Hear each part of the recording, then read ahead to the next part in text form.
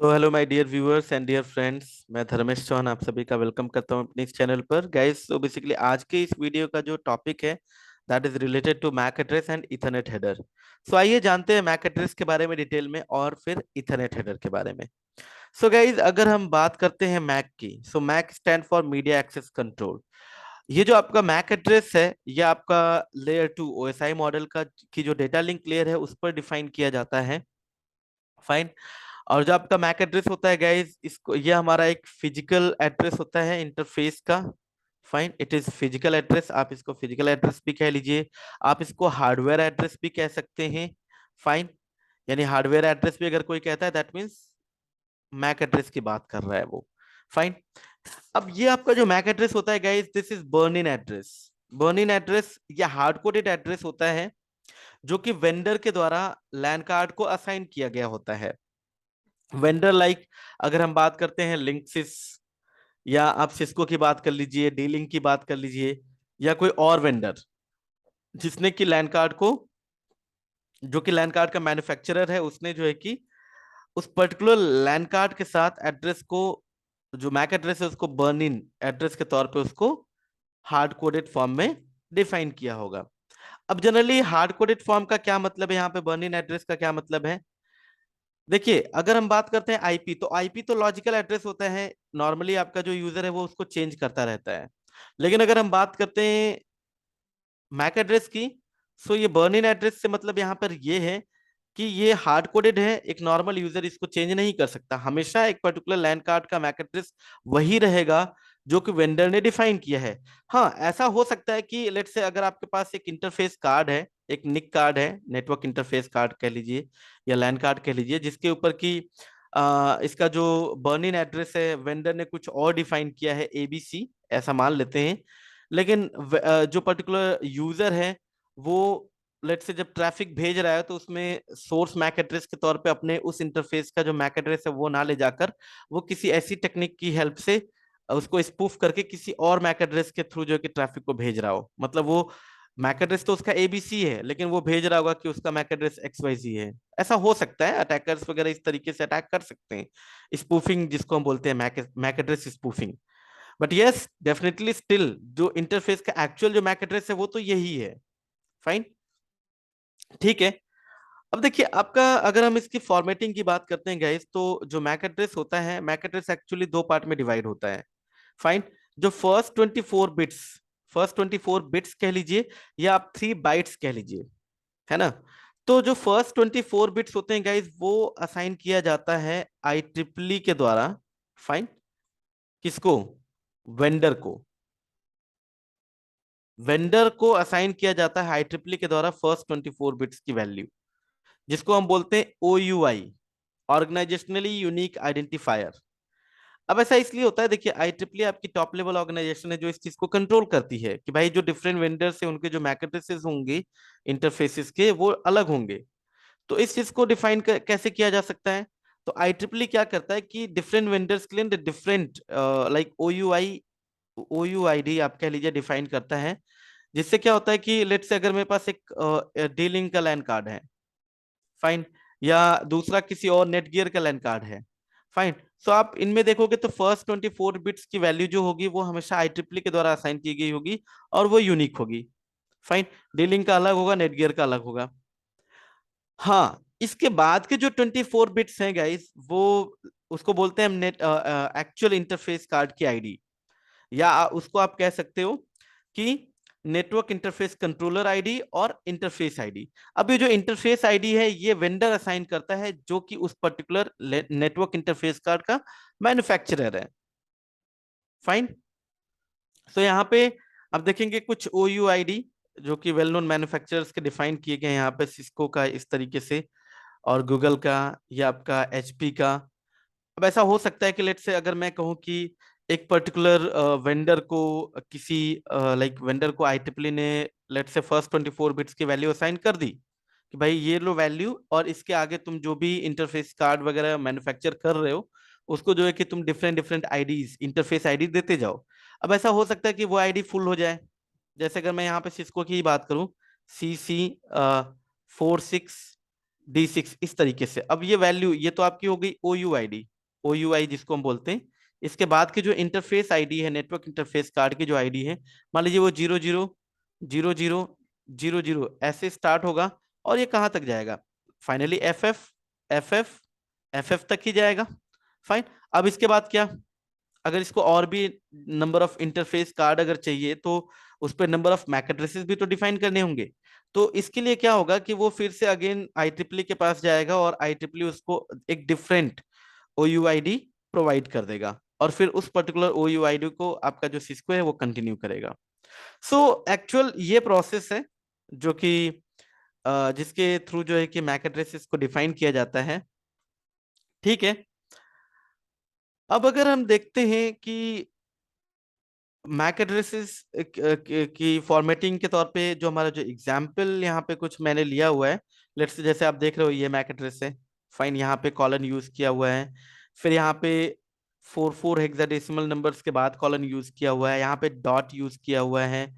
फिर या फिर आपका डैश भी हो सकता है, लेट्स से जैसे 00, इसी को मैं ऐसे ऐसे भी लिख सकता हूँ, 00-0A-BB-28-FC।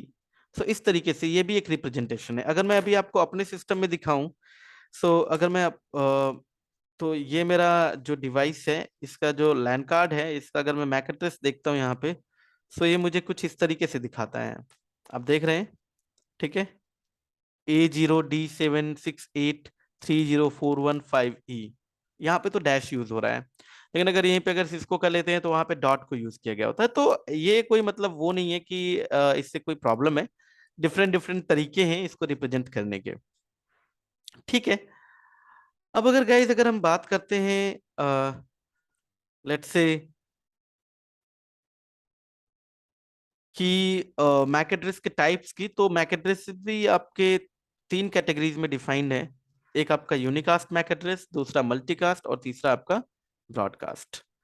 देखिए, जैसे यहाँ पे जो 3 बाइट्स की इंफॉर्मेशन है, दैट इज OUI, ये IEEE के द्वारा असाइन किया गया होता है।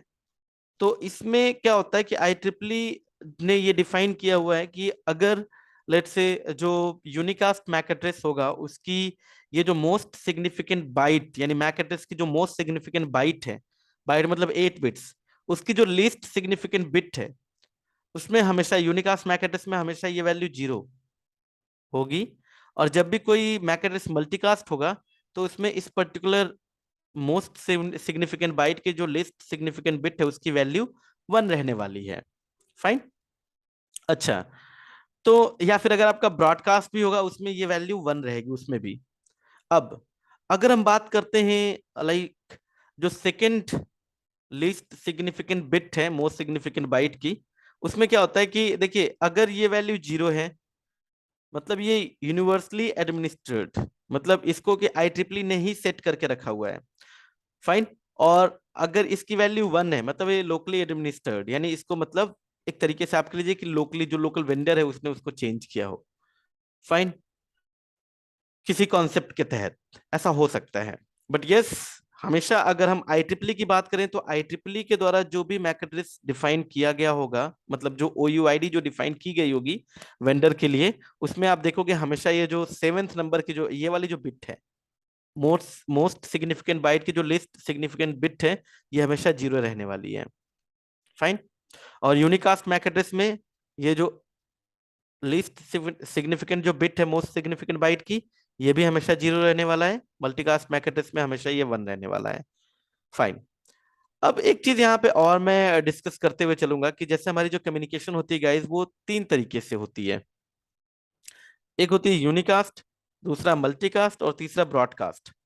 तो देखिए, जो यूनिकास्ट है, यूनिकास्ट में क्या होता है कि आपका देखिए, सोर्स तो हमेशा यूनिकास्ट रहेगा, लेकिन अगर हम डेस्टिनेशन की बात करें, तो आपका जो यूनिकास्ट होगा, उसमें डेस्टिनेशन भी आपका यूनिकास्ट होगा, मल्टीकास्ट में मल्टीकास्ट, और ब्रॉडकास्ट में ब्रॉडकास्ट। अब देखिए, एक चीज ध्यान में यहाँ पे ध्यान देने वाली है, वो ये है कि अगर आपकी जो डेस्टिनेशन आईपी है, अगर आपकी डेस्टिनेशन आईपी यूनिकास्ट है, तो जो डेस्टिनेशन मैक है, ये भी क्या होगा, यूनिकास्ट। ठीक है, अगर आपकी लेट से जो डेस्टिनेशन आईपी है वो अगर मल्टीकास्ट है, ऐसा मैं मान लेता हूं, अगर मान लो मैं मल्टीकास्ट कोई कम्युनिकेशन करवा रहा हूं, फाइन, तो इस केस में आपका जो डेस्टिनेशन मैक है वो भी क्या होगा, मल्टीकास्ट ही होगा।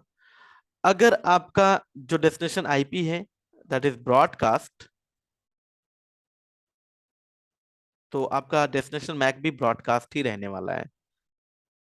जैसे एग्जाम्पल के तौर पे, अगर मैं कोई पैकेट किसी को भेजता हूँ सामने वाली डिवाइस को, मेरी आईपी लेट से 10.1 है, मैं सामने 10.2 के लिए कोई पैकेट भेजता हूँ, तो सोर्स में मेरी आईपी, डेस्टिनेशन में सामने वाले की आईपी, तो ये तो आईपी के अंदर इंफॉर्मेशन होगी, लेकिन जो लेयर 2 हेडर होगा जो अभी हम लोग डिस्कस करेंगे इथरनेट हेडर, उसमें सोर्स मैक 10.1 का होगा, डेस्टिनेशन मैक 10.2 का होगा जो सामने वाली डिवाइस है। तो ये यूनिकास्ट मैक एड्रेस होगा। अच्छा, तो देखिए यहाँ पे कह रहा है unicast MAC address represent specific NIC और onboard NIC ports in the network. The inbuilt MAC address of NIC is the unicast MAC address of that NIC. ठीक है, यानी जो नेटवर्क इंटरफेस कार्ड के ऊपर जो इनबिल्ट जो मैक एड्रेस होता है वो यूनिकास्ट मैक एड्रेस होता है।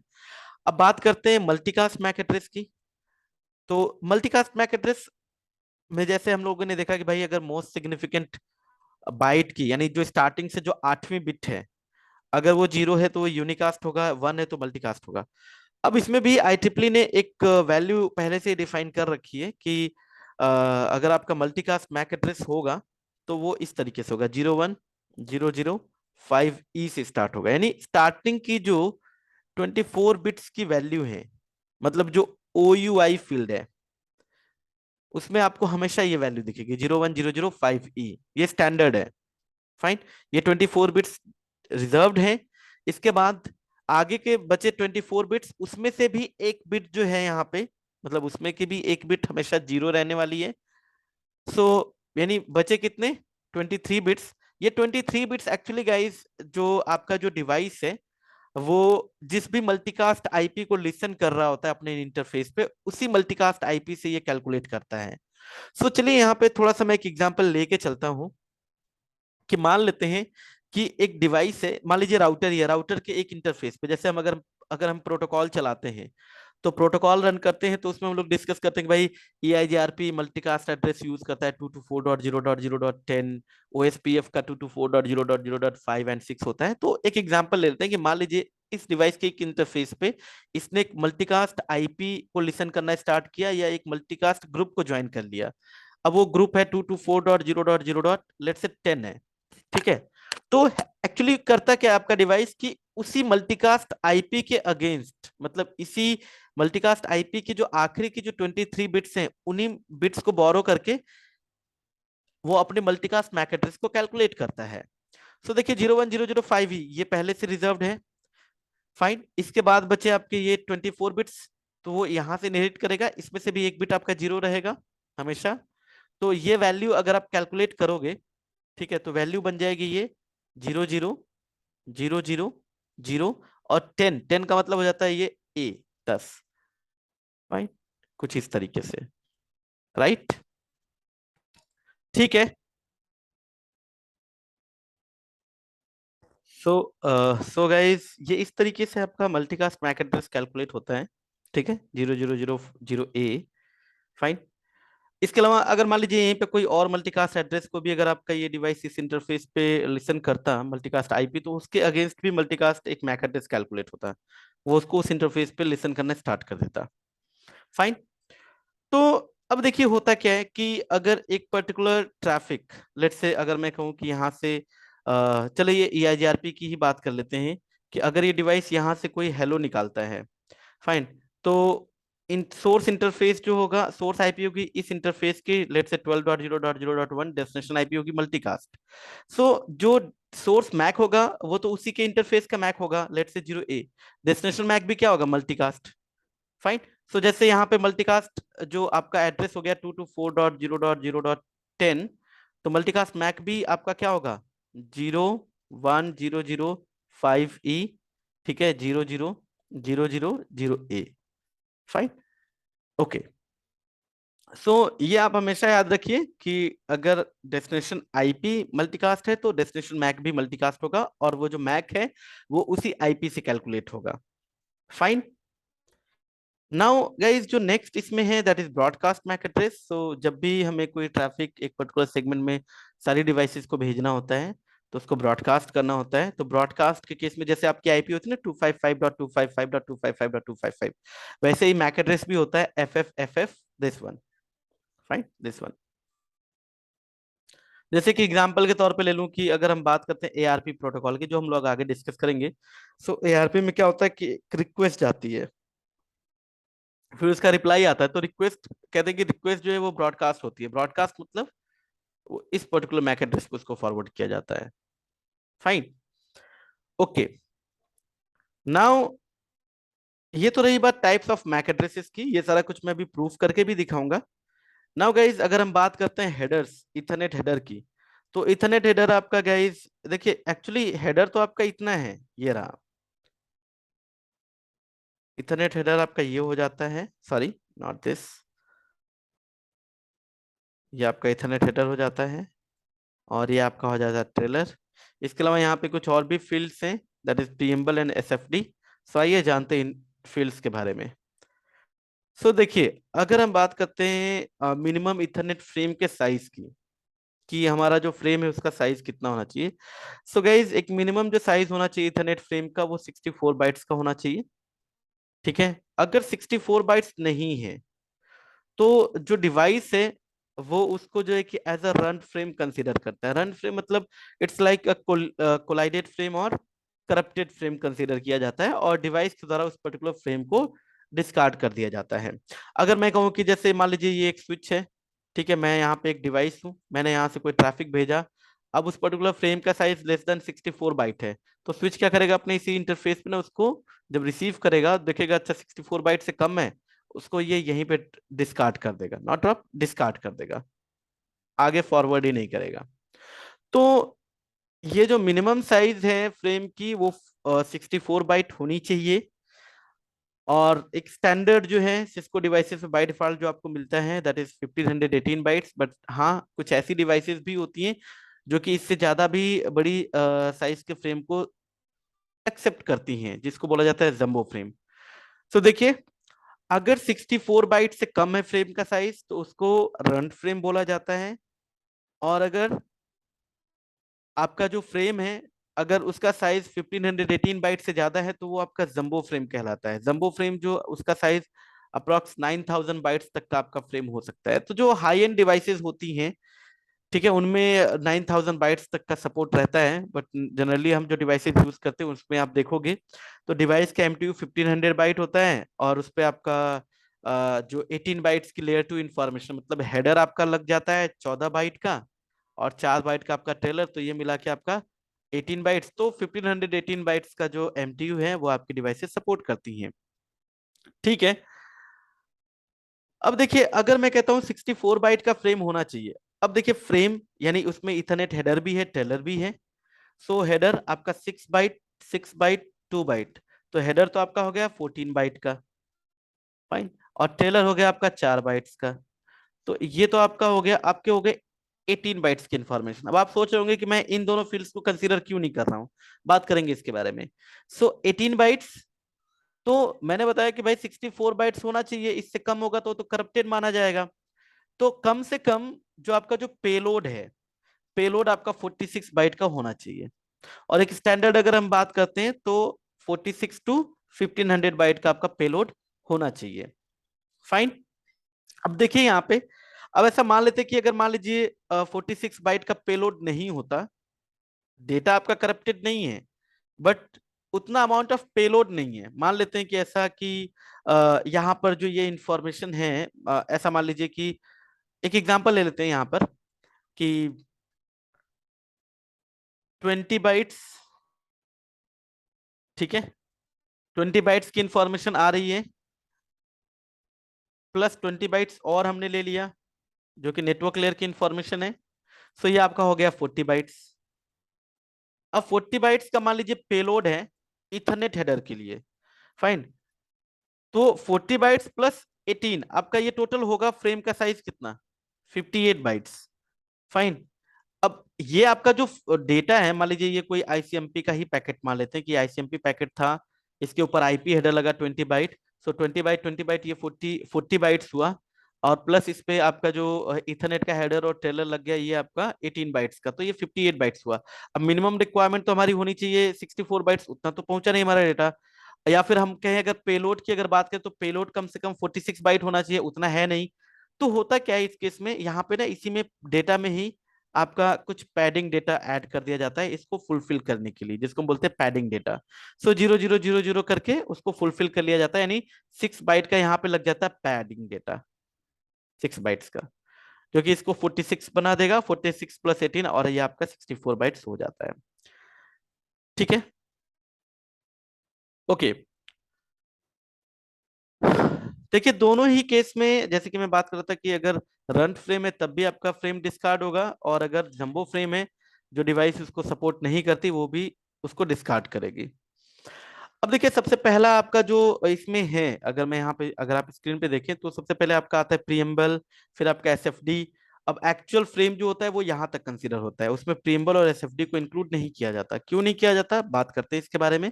पहले जानते हैं इन पर्टिकुलर फील्ड्स के बारे में कि प्रीएम्बल और एसएफडी का क्या मतलब है। गाइस देखिए अगर हम बात करते हैं प्रीएम्बल की, सो प्रीएम्बल ये 7 बाइट का आपका हेड, ये 7 बाइट की फील्ड होती है। क्लियर। अब 7 बाइट्स में क्या होता है, ये आपका होता है 10101010 इस तरीके से। फाइन। प्रीएम्बल जो होगा आपका ये रहेगा 101010, ऐसे कर करके ये आपका टोटल 56 बाइट्स की इंफॉर्मेशन रहेगी। एक्चुअली ये प्रीएम्बल होता क्या है, कह रहा है preamble bytes help the receiving device to identify the beginning of an Ethernet frame. और आप ऐसा भी कह सकते हैं कि जो प्रीएम्बल है वो एक्चुअली जो है कि एक तरीके से सिंक्रोनाइजेशन के लिए यूज होता है बिटवीन सेंडर एंड रिसीवर। सो ऐसा मान लीजिए कि एक पर्टिकुलर सेगमेंट है, ठीक है, ये एक पर्टिकुलर सेगमेंट है, इस पे ये दो डिवाइसेस कनेक्टेड हैं। फाइन। अब ये डिवाइस ए है, ये डिवाइस बी है। डिवाइस ए को कुछ इस मीडिया के ऊपर कुछ डेटा भेजना है, तो ये क्या करेगा, सब ऐसा नहीं कि डायरेक्ट वो फ्रेम बनाएगा और आगे फॉरवर्ड करेगा, नहीं। पहले 1010101010 करके इस पर्टिकुलर मीडिया के ऊपर ये नंबर ऑफ बिट्स जो है कि सेंड करेगा। अब सामने जो डिवाइस है उसको भी ये 101010 के पैटर्न में आपको नंबर ऑफ बिट्स मिलेंगी। तो ये 101010 का जो पैटर्न है ना, उसको वो देख के समझ जाएगा कि someone is someone is going to send some frame और डेटा, मतलब इसको लगेगा कि हाँ कोई इस पर्टिकुलर मीडिया के ऊपर कुछ फ्रेम वगैरह भेजने वाला है। सो ये पहले ही रेडी हो जाएगा, राइट। ये पहले ही क्या हो जाएगा, रेडी हो जाएगा। सो गाइज सो गाइज यहाँ से जब ए से ये 101010 के पैटर्न में जब नंबर ऑफ बिट्स जाएंगे, तो मान लीजिए यहाँ पे ये बी के पास अगर आ रहे हैं तो बी देख के उसको समझ जाएगा अच्छा 101010 पैटर्न है, मतलब कुछ फ्रेम आने वाला है एक्चुअली। फाइन। सो मतलब एक तरीके से ये जो प्रियम्बल है इन मतलब इन दोनों के बीच में सिंक्रोनाइजेशन का काम करेगा। फाइन। ये यहाँ से डेटा सेंड करने वाला होता है और यहाँ पे ये रेडी रहेगा उसको रिसीव करने के लिए। अब देखिए 101010 का पैटर्न तो है, ठीक है, सिंक्रोनाइजेशन के लिए। अब ये कैसे पता चलेगा कि एक्चुअली आपका जो डेटा है वो स्टार्ट कहाँ से हो रहा है। सो इसके बाद एक बाइट होती है जिसको हम बोलते हैं SFD, start frame delimiter. Start frame delimiter ये 1 बाइट लॉन्ग जो फील्ड है, इसमें क्या होता है कि ये 101010 ये लास्ट की जो बिट्स हैं वो 11 हो जाती हैं। तो जैसे ही सामने वाली डिवाइस को अच्छा दिखेगा कि ये 11 मतलब 1010 का तो पैटर्न है, बाद में 11 वो अंडरस्टैंड कर लेगा कि हाँ मतलब अब इसके बाद से आपका एक्चुअल जो फ्रेम है वो स्टार्ट हो रहा है। अब एक्चुअल फ्रेम में सबसे पहले जो 6 बाइट की इंफॉर्मेशन होगी वो डेस्टिनेशन मैक की होगी, फिर उसके बाद 6 बाइट की जो इन्फॉर्मेशन होगी वो सोर्स मैक की होगी, फिर उसके बाद 2 बाइट की जो इन्फॉर्मेशन होगी वो ईथर टाइप फील्ड होगी। फाइन। फिर आपका मतलब ये अगर हम यहाँ पे इसको देखें तो देखिए इसके बाद उसको मतलब जैसे ही ये 11 हुआ स्टार्ट ऑफ फ्रेम डिलीमीटर में ये 11 हुआ, अब इसके बाद 6 बाइट आपका डेस्टिनेशन मैक का हो जाएगा। तो जो डिवाइस है वो देखेगा अच्छा ये जो 6 बाइट है इसमें जो वैल्यू है वो डेस्टिनेशन मैक की है, क्या उसका मैक एड्रेस उससे मैच होता है, अगर हाँ तो वो आगे जो है कि उसको एक्सेप्ट करेगा। फाइन। सो ये बेसिकली यूज है एसएफडी का, स्टार्ट फ्रेम डिलिमीटर का। मतलब ये इंडिकेट करता है कि हाँ भाई अब एक्चुअल फ्रेम यहां से स्टार्ट हो रहा है, मतलब अब इसके बाद जो है कि एक्चुअल फ्रेम स्टार्ट हो रहा है। तो एक्चुअल फ्रेम में आपका सबसे पहले क्या आता है, डेस्टिनेशन मैक एड्रेस, फिर सोर्स मैक एड्रेस, फिर लेंथ फील्ड। फाइन। अब देखिए ये जो दोनों फील्ड हैं जो हम लोग ऑलरेडी डिस्कस कर रहे थे कि प्रियम्बल और एसएफडी, ये दोनों फील्ड जो है कि अ, जो आपका जो फ्रेम है उसकी साइज में साइज को डिस्क्राइब करने के लिए यूज नहीं की जाती। मतलब इन दोनों फील्ड को इथरनेट फ्रेम की साइज से एक्सक्लूड कर दिया जाता है। मतलब ये आप कह लीजिए कि फ्रेम की साइज का पार्ट नहीं है। क्यों? ऐसा इसलिए क्योंकि ये जो प्रियम्बल या फिर अगर हम एसएफडी की बात करते हैं गाइस, सो ये आप ऐसा कह लीजिए कि ये फिजिकल लेयर का फंक्शन हो जाता है। ठीक है। फिजिकल लेयर की ये जो पैटर्न है वो फिजिकल लेयर के द्वारा डिफाइन किया जाता है। फाइन। 10 10 10 10 10, फिर आपका एसएफडी में 10 10 10 10, लास्ट में 11। सो ये जो नंबर ऑफ बिट्स हैं ये फिजिकल लेयर के द्वारा आप कह लीजिए कि डिफाइंड है। फाइन। इसलिए आपका जो इथरनेट फ्रेम है उसमें इन दोनों फील्ड्स को कंसीडर नहीं किया जाता। फाइन। ठीक है। इसके बाद आपका आ जाता है डेस्टिनेशन मैक एड्रेस। सबसे पहली जो आप कह लीजिए कि जो फ्रेम का जो पार्ट है उसमें जो 6 बाइट की जो इन्फॉर्मेशन है वो डेस्टिनेशन मैक की होगी। डेस्टिनेशन डिवाइस का मैक, तो जैसा कि हम लोग अभी डिस्कस कर रहे थे कि डेस्टिनेशन मैक आपका यूनिकास्ट भी हो सकता है, मल्टीकास्ट भी हो सकता है, ब्रॉडकास्ट भी हो सकता है। फाइन। उसके बाद तो 6 बाइट आपका डेस्टिनेशन मैक का हो गया। ठीक है। उसके बाद 6 बाइट आपका हो गया सोर्स मैक का, जिसने भेजा है उसका मैक एड्रेस क्या है। गाइस इसके बाद एक फील्ड आती है ईथर टाइप। ये आपकी 2 बाइट की फील्ड होती है। अब इस पर्टिकुलर फील्ड के द्वारा क्या इंडिकेट किया जाता है, देखिए जैसा कि हम लोग ऑलरेडी डिस्कस कर चुके हैं कि हर एक लेयर की अगर हम बात करें तो उस लेयर के लिए जो अपर लेयर से जो इंफॉर्मेशन आ रही है, जो ऊपर से आ रही इंफॉर्मेशन, वो इसके लिए पेलोड है। फाइन।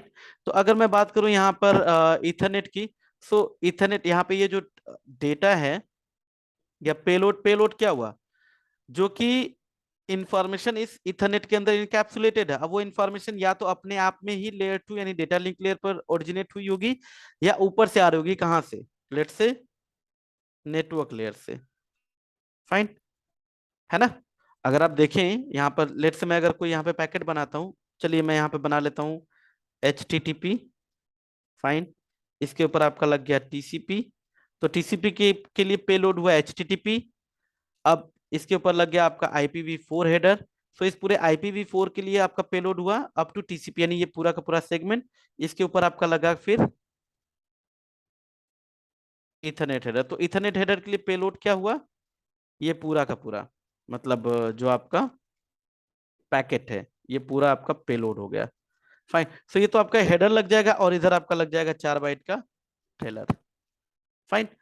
सो अब ये जो पेलोड है, देखिए पेलोड आपका IPv4 पैकेट भी हो सकता है, IPv6 पैकेट भी हो सकते हैं, या हो सकता है वो ARP प्रोटोकॉल की इंफॉर्मेशन हो। तो जब रिसीवर जब रिसीव करेगा वो हेडर वगैरह रिमूव करेगा, तो उसको कैसे पता चलेगा रिसीवर को कि इस इथरनेट फ्रेम के अंदर जो इंफॉर्मेशन है वो किसकी है। इधर it is belonging to IPv4, उसको IPv4 को हैंड ओवर करना है आगे, या IPv6 को हैंड ओवर करना है, या ARP की इंफॉर्मेशन या किसी और प्रोटोकॉल की इंफॉर्मेशन है with the help of ether type. जैसे अगर इसको मैं कंपेयर करूं तो ट्रांसपोर्ट लेयर पे आपका क्या होता है, पोर्ट नंबर। पोर्ट नंबर से पता चलता है कि अपर लेयर इंफॉर्मेशन कौन सी है। नेटवर्क लेयर यानी आईपी हेडर में इंफॉर्मेशन कौन सी होती है वो, that is protocol number. So protocol number से पता चलता है कि हाँ नेक्स्ट लेयर की इंफॉर्मेशन कौन सी है, TCP है, UDP है, या ICMP या IGRP OSPF क्या है। सेम इसी तरीके से अगर हम इथरनेट हेडर की बात करें तो इथरनेट हेडर में इथर टाइप या टाइप फील्ड है जो ये बताइए कि हाँ इसके ऊपर नेक्स्ट लेयर की इंफॉर्मेशन कौन सी है। फाइन। इधर it is IPv4 packet, IPv6 packet, ARP, या अपने आप में ही कोई लेयर 2 प्रोटोकॉल है जिसको ये इथरनेट हेडर इनकैप्सुलेट करके कैरी कर रहा है। क्लियर। इसके बाद गाइज ये जो डेटा फील्ड है यानी जो पेलोड है, पेलोड जैसा कि हम लोग ऑलरेडी डिस्कस कर रहे थे कि मिनिमम आपका 46 बाइट का होना चाहिए, सो दैट कि आपका जो इथरनेट फ्रेम का साइज वो 64 बाइट हो। अगर 46 बाइट से कम पेलोड है तो फिर वो आपका पैडिंग डेटा इसमें ऐड कर दिया जाता है मिनिमम फ्रेम की साइज को फुलफिल करने के लिए। इसके बाद गाइस ये तो रहा हेडर, इसके बाद 4 बाइट का इसमें जुड़ जाता है ट्रेलर। अब ये ट्रेलर यानी आपका जो FCS, फ्रेम चेक सीक्वेंस हम जिसको बोलते हैं, ठीक है। अब इस पर्टिकुलर फील्ड का यूज क्या है? देखिए, this field is a 4 byte long, this field stores a 4 byte value that is used to check whether the received frame is intact और not. The sender device takes all field of the frame except the FCS field and runs them through an algorithm known as the CRC. The CRC algorithm generates a 4 byte result which is placed in FCS field. तो actually होता क्या है, जैसे अगर हम बात कर रहे थे यहाँ पे कि हमारा यहाँ पे कोई ट्रैफिक था, मान लीजिए HTTP ही था, फाइन। HTTP के ऊपर आपका लग गया TCP हेडर, फिर इसको इनकैप्सुलेट किया IPv4 के अंदर, इसके ऊपर फिर लग गया आपका ईथरनेट हेडर, फाइन। सो यहाँ पे ये पूरे के पूरे इस फ्रेम के ऊपर एक एल्गोरिथम रन करेगा आपका सेंडर, फाइन, और एक CRC वैल्यू कैलकुलेट करेगा, साइक्लिकल रिडंडेंसी चेक, फाइन, और उस पर्टिकुलर वैल्यू को इसके ट्रेलर में ऐड कर देगा यहाँ पे, यानी FCS जो फील्ड है, फ्रेम चेक सीक्वेंस, इसमें वो ऐड करके भेज देगा। अब रिसीवर जब रिसीव करेगा वो भी अपने एंड पे इस पूरे फ्रेम के ऊपर वही एल्गोरिथम रन करेगा और जो CRC वैल्यू आएगी उसको इसके साथ कंपेयर करेगा। अगर वो मैच होता है दैट मीन्स फ्रेम करप्ट नहीं है, एक्चुअली वही फ्रेम है जो सेंडर ने भेजा है, और आपका जो रिसीवर है वो उसको रिसीव कर लेगा और लेयर 2 इंफॉर्मेशन को रिमूव करके आगे प्रोसेस करेगा, नेटवर्क लेयर को दे देगा ट्रैफिक को, फाइन। लेकिन अगर मान लीजिए बीच में आपका कुछ ऐसा होता है कि उस पर्टिकुलर फ्रेम को अल्टर कर दिया जाता है, तो अब रिसीवर के एंड पे जब पहुंचा उसने CRC वैल्यू निकाली, CRC वैल्यू मिसमैच हो गई, पैकेट वहीं पे आपका जो रिसीवर है वो डिस्कार्ड कर देगा, आगे प्रोसेस नहीं करेगा। सो तो दोनों वैल्यूज का मैच होना मैंडेटरी है, जो सेंडर भेज रहा है, अब जब रिसीवर रिसीव कर रहा है, रिसीव करने के बाद जो कैलकुलेट कर रहा है चेकसम, और प्लस जो सेंडर ने भेजा है वो अगर मैच होता है तभी एक्सेप्ट होगा, नहीं मैच होता है तो वो आपका एक्सेप्टेबल नहीं है और आपका फ्रेम डिस्कार्ड कर दिया जाएगा। अब जनरली CRC एरर वगैरह इस रीजन से भी आ सकते हैं कि आपकी केबल फॉल्टी है, या आप जो ट्रांसीवर यूज कर रहे हो इंटरफेस वो आपका फॉल्टी हो सकता है, ठीक है, वोल्टेज की भी प्रॉब्लम हो सकती है जिसके चलते आपके CRC एरर आ सकते हैं नेटवर्क में, ठीक है। अब गाइज यहाँ पे मैं एक काम करता हूँ, एक छोटी सी लैब, इसमें हम लोग इथरनेट हेडर को वेरीफाई कर लेते हैं, और डन। सो देखिए, मैंने यहाँ पे लेट से मैं पैकेट ट्रेसर ओपन कर लेता हूँ अपने सिस्टम पे, और इसमें मैं आपको करके दिखाता हूँ।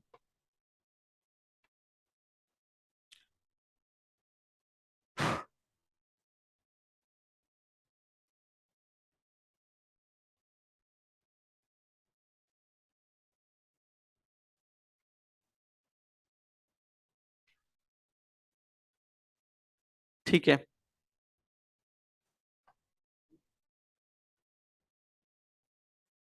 सो मैं यहाँ पे थोड़ा सा लॉगिन कर लेता हूँ अपने इस,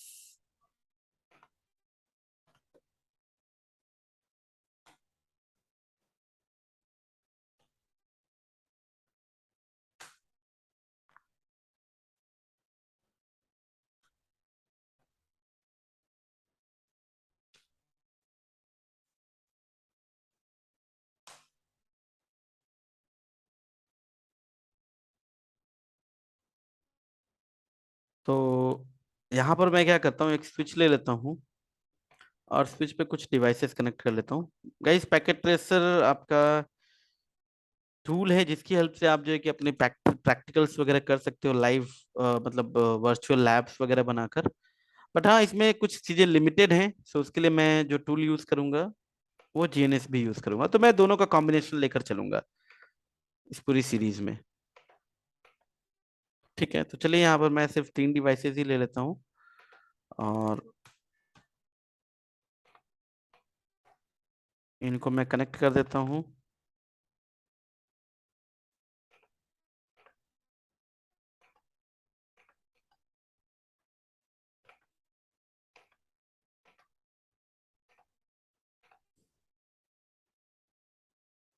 तो सबसे पहले हम इस डिवाइस को IP देते हैं, चलिए दे दिया 10.0.0.1, फाइन। अब दूसरी वाली डिवाइस को हम लोग IP देते हैं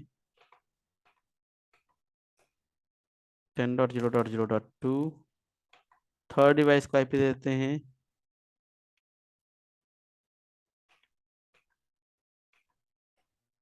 10.0.0.3। जैसे मैं यहाँ पे आता हूँ, जैसे मैं जस्ट कनेक्टिविटी चेक करने के लिए एक डिवाइस से दूसरी डिवाइस को पिंग करता हूँ। 10.0.0.2 ये हो रहा है। अब मैं एक बार ना कैप्चर लाइक यहाँ पे देखिए सिमुलेशन का ऑप्शन है, आप इसको ऑन करिए और यहाँ से जो भी ट्रैफिक आप भेजोगे ये उसको सिमुलेट करके दिखाएगा।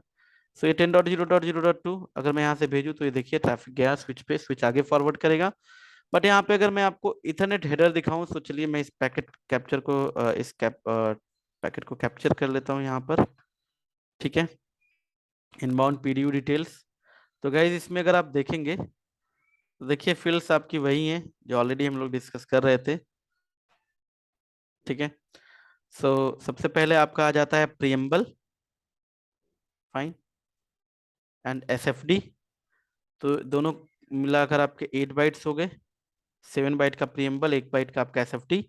देन डेस्टिनेशन एड्रेस, देन आपका सोर्स एड्रेस, ईथर टाइप आप देख रहे हैं 0x0800। अगर मैं यहाँ पे बताऊं कि अगर आपने पीपीटी में ध्यान दिया हो तो आपको यहाँ पे दिखा होगा कि डिफरेंट जो लाइक ईथर टाइप वैल्यूज हैं, IPv4 के लिए 0x800 है, IPv6 के लिए 0x86DD है, और इसी तरीके से ARP के लिए आपका 0x806 है। फाइन, सो जो भी ट्रैफिक इनकैप्सुलेट होगा इथरनेट के अंदर उसकी एक ईथर टाइप वैल्यू होगी जो प्री डिफाइंड है। तो यहाँ पे 0x0800 है, मतलब ये IPv4 को इनकैप्सुलेट किए हुए हैं। फिर उसके बाद आपका डेटा जो कि वेरिएबल लेंथ है 46 to 1500 बाइट का, फिर आपका ये FCS 4 बाइट का। सो ये आपका इथरनेट हेडर और ट्रेलर हो गया। अगर मैं इसी चीज को अगर मैं उस पे लेके चलूं, दिखाऊं आपको, लेट्स से GNS पे। सो चलिए, ये दो डिवाइसेस हैं, कंसोल ले लेता हूं मैं और क्लियर तरीके से हम लोग इसको वेरीफाई कर पाएंगे। सो गाइज यहाँ पे अगर मैं कहूँ आई इंटरफेस, तो इसको जस्ट एक आईपी देता हूँ 12.0.0.1। दूसरी डिवाइस पे आता हूँ मैं और यहाँ पर मैं बोलता हूँ इंटरफेस, यहाँ पर भी आईपी दे दें, लेट्स से 12.0.0.2। और मैं यहाँ से इंटरफेस को कैप्चर कर लेता हूँ। सो आप देखेंगे यहाँ पर,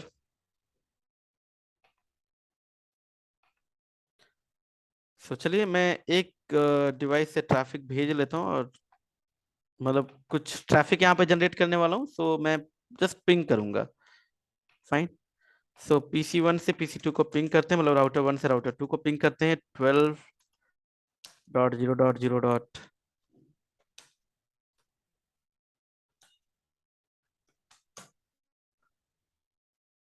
सो अगर आप देखेंगे यहाँ पर ये ट्रैफिक जो जा रहा है 12.1 से 12.2 की तरफ, ICMP इनकैप्सुलेटेड है आईपी के अंदर, आईपी इनकैप्सुलेटेड है, यानी आईपी के लिए पेलोड ICMP हुआ, इथरनेट के लिए पेलोड हुआ ये पूरा का पूरा आईपी पैकेट।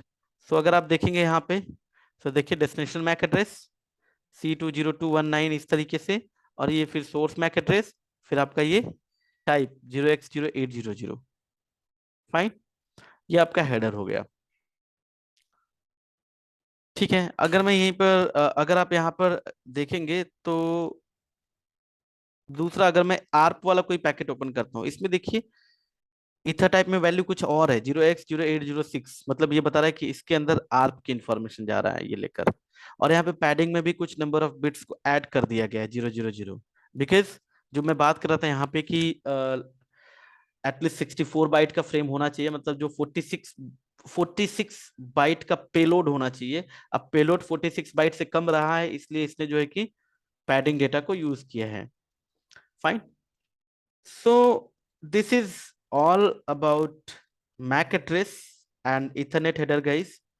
सो मिलते हैं नेक्स्ट वीडियो में नेक्स्ट टॉपिक के साथ। So please keep watching, do like, share and subscribe with your friends, colleagues. Thank you, have a good day.